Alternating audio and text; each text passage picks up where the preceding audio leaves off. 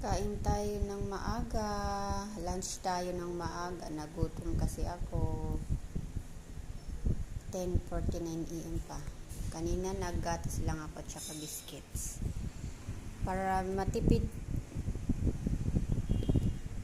Ito yung ulam ko sa pananghalian. Tapos yung sardines. Yung isang gulay para naman yan mamayang gabi. Tapos to snacks ko. Yan.